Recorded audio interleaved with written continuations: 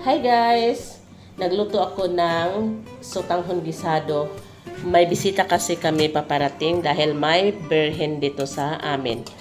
Si Inahan sa Kanunay Panabang or birhen sa barangay. Ito yun guys, ating pansit. First natin gawin ay isangkot sa muna natin yung ating karning baboy. Lagyan natin ng kaunting asin until na lumabas yung kanyang own na mantika.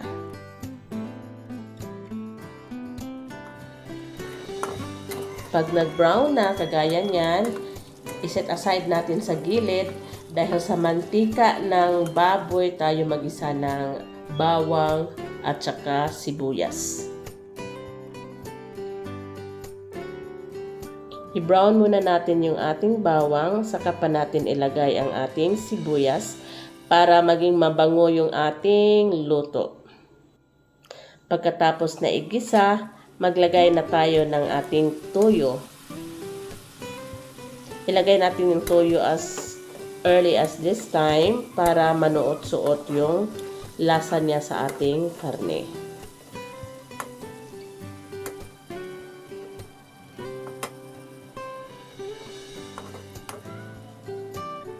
Naglagay din pala ako ng shrimps. Tapos kukuhanin natin to pagluto na. Dahil pag hinayaan natin to guys, ma-overcook to, hindi na maganda kainin.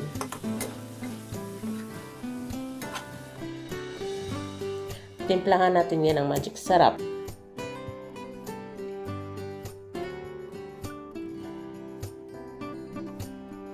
Nag-turned into orange color na yung ating shrimp. So, ready na to para hanguin natin.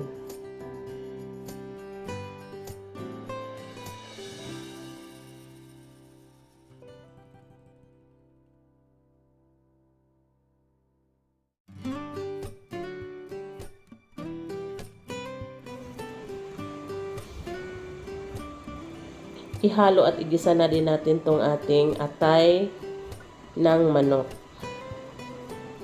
Madali lang din to maluto guys, kaya watch out for it para di ma-overcook.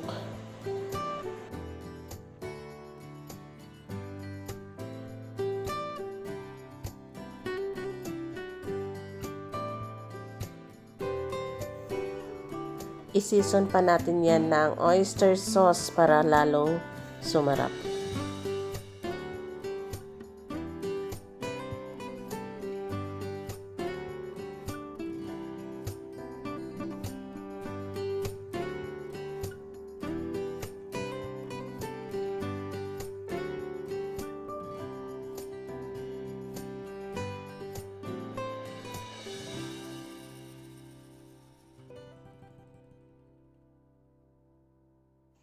Sa separate pan naman guys, mag-isa tayo ng kaunting garlic at saka onion. Tapos igisa na din natin yung carrots at saka yung bell pepper natin dahil dito tayo magluto ng ating sotanghon before natin i-add yung ating pansahog.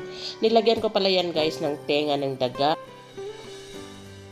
Yan bang black na dried mushroom na mabibili natin sa supermarket. Tapos pag kumulo na yan, lagay na natin yung ating sotanghon. Tapos, timplahan ng konting toyo para magkaroon ng color. At doon pa natin ilagay yung ating naluto na sahog. Yung karning baboy, atay. Templado na yon. Magdagdag na din ako ng isang magic sarap. Tapos, this time, maghalo-halo na tayo. Ayan. Nahihirapan ako kasi hindi ko naputol pala yung aming sotanghon. Tapos, naglagay na din ako ng secharo or snow peas. And lastly, pag paluto na talaga yan, yung ating cabbage at saka ibalik natin yung ating hinango kanina na shrimp.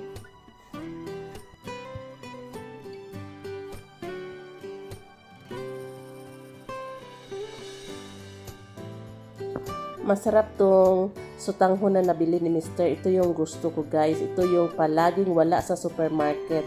Ang brand nito ay Lungi. Ito kasi hindi na hindi tayo matatakot na malata yung ating lutong sutanghon dahil napaka-firm na noodles nito.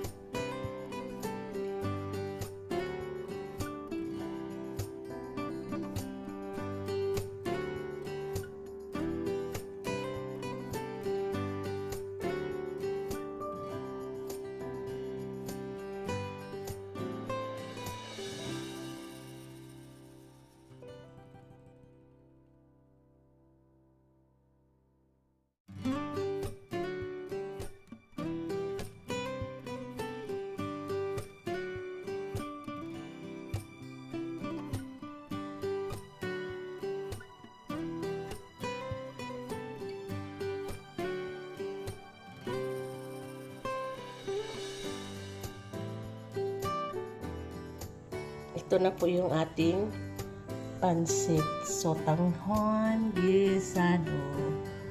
Ayan guys, kain na po tayo. Pero later pa dahil para to sa berhen.